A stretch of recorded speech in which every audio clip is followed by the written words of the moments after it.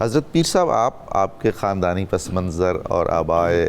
کرام کے بارے میں کچھ ارشاد فرمائیے، بہن بھائی دیگر محترم رشتہ دار۔ جی، بسم اللہ الرحمن الرحیم۔ بہت شکریہ ڈاکٹر صاحب، اور بہت ہی خوبصورت آغاز آج کی صبح نور کا آپ نے فرمایا۔ جہاں تک مجھ جیسے عاجز کا تعلق ہے تو یہ بابرکت ذکر ہی ماحول کو رفت عطا کرتا ہے، اور ہمیں بھی رفتیں اسی ذکر سے نصیب ہوتی ہیں۔ تو عکس جمال مظہر یزداں علی رضا، چرخ ولا کے مہر درخشاں علی رضا، حجرائے زہرا پاک کی قندیل نور بار،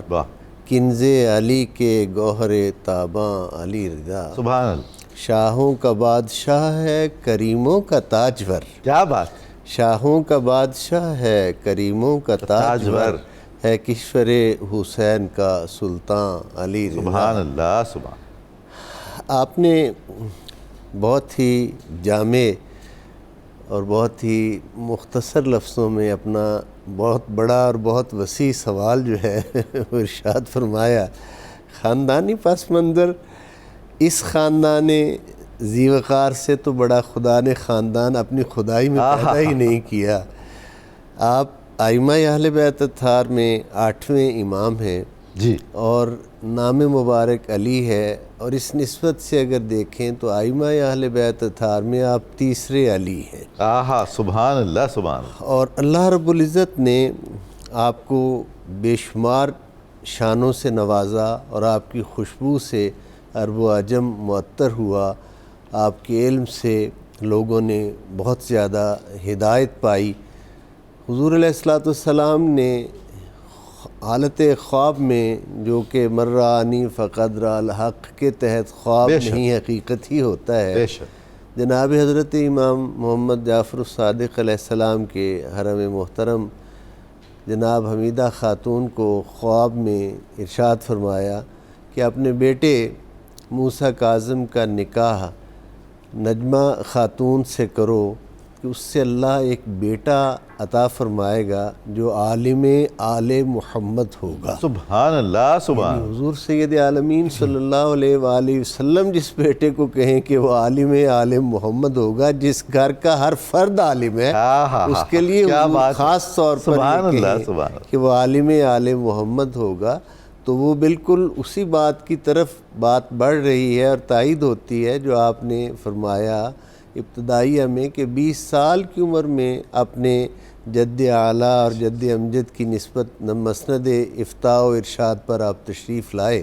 بلا شبہ یہ انہی کا حصہ تھا، انہی کا خاصہ تھا، اور انہیں ہی زیب دیتا تھا کہ وہ اس مسند پر متمکن ہوں اور دور و نزدیک سے آنے والوں کو،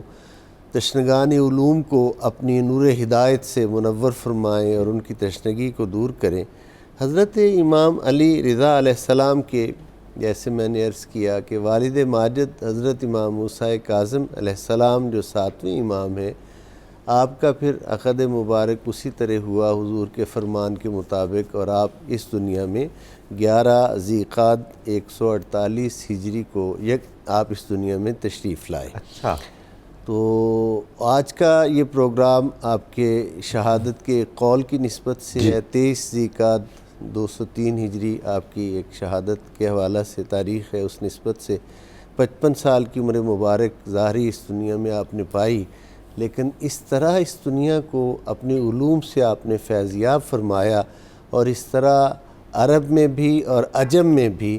آپ کی ضیاء پاشیاں اس قدر ہیں کہ انسان دنگ رہ جاتا ہے کہ اتنی قلیل وقت میں، اتنے تھوڑے وقت میں اتنی دنیا کو، اور نہ صرف عوام الناس کو بلکہ اہل علم کو آپ نے فیضیاب کیا، اور وہ سرچشمے آپ کی بارگاہ کرم سے پھوٹے جن کی آگے ضیاء پاشیاں اور جن کی آگے بہت زیادہ روشنی پھیلی طریقت میں، شریعت میں، اور وہ اس طرح سے لوگوں کی رہنمائی کا مرکز بنے۔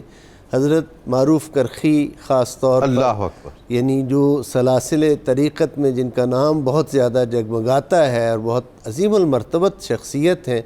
یہ ابتداً غیر مسلم ہیں، آپ ہی کے دستے حق پرست پر اسلام قبول کیا جی، اور اللہ رب العزت نے ان کی اس قدر فیضیابی آپ کی بارگاہ سے فرمائی کہ وہ ایک روحانی بہت بڑی روحانی پنجند کی حیثیت ان کو حاصل ہوئی اور ان سے آگے کئی سرچشمے پھوٹے. تو حضرت امام علی رضا علیہ السلام بہت بڑا عالم اسلام میں ایک مینارہ رشد و ہدایت ہے جو آقا صلی اللہ علیہ وآلہ وسلم سے خاص نسبت جو ہے وہ قلبی بھی اور روحی بھی رکھتے ہیں. سبحان اللہ سبحان اللہ.